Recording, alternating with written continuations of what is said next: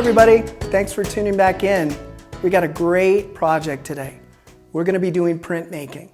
And what's so great about printmaking and what makes it different from a painting is that you can do multiples.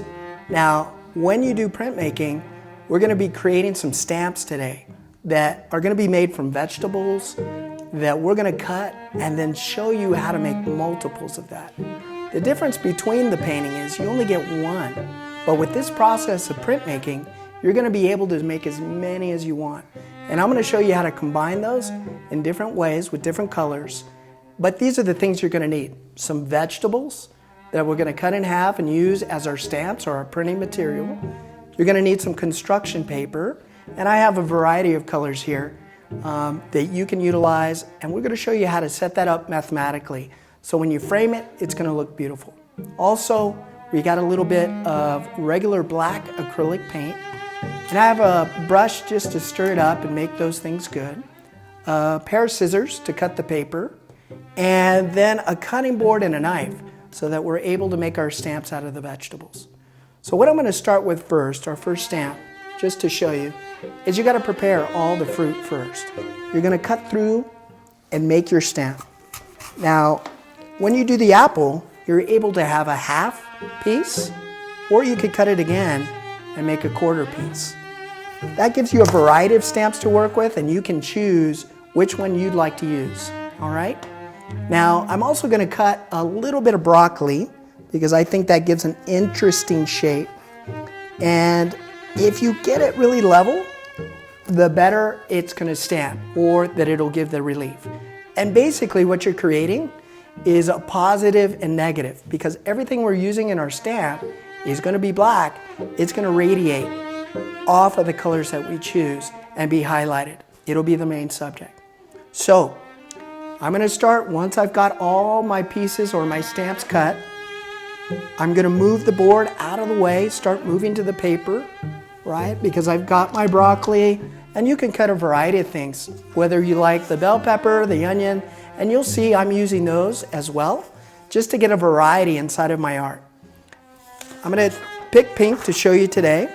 We start off, and this is a 9x12, all right? Everything we're doing is a 9x12 piece of paper. So it's easy to find at any store you need, or it might even already be at your house from the last time. Once I get it in half, then I'm going to fold it again so that I get an equal middle cut and an equal mathematical piece for all of these. They fold out something like this, right? Then scissor time. We cut it right down the middle. Take your time to get those edges straight. Make sure that you get exactly right down the middle of that cross that's there once it's folded and burnished. And I'll do it again. I'm going to cut this again. So I want 4 pieces for every piece of paper that I do. That way I'm going to get 4 opportunities of this color to make sure I get the print I like. Because each time it's going to come out different. They're always going to be unique. You're going to see that. Cut it again, one more time, so I get 4 squares again. All right. I stack those together like I've done all these here. Put all of them ready. So I want, as you can see, these colors to come together. And here's the example back here, right? So you're going to stamp each one of these with a different vegetable in a different way. Once I've got all these pieces put together, then I go back, I get my acrylic paint. I'm going to get a simple paper plate. You don't want to put too much. You want to go little by little. So I'm going to start off by just dropping a nice circle in the middle. And then utilizing my brush, I'm going to kind of fan it out so it's even. Just a little bit at a time, just to get a nice even layer. Because if it's too much paint, it gets bulky, it gets a little sloppy. You want to go little by little. All right. There we go. So now I've created what we call the ink pad, or in this case, the printing pad. Stop that, put that there. And I think I'm going to use my first stamp is going to be my broccoli. So here it is. I look for the flat side, whichever side I think is best. I'm going to start off with the pink so you can see that. And I just very lightly dunk it in and check the bottom to make sure it's coated well, not too sloppy, just little by little. And then I can go back and print. So you want to press kind of evenly on the top.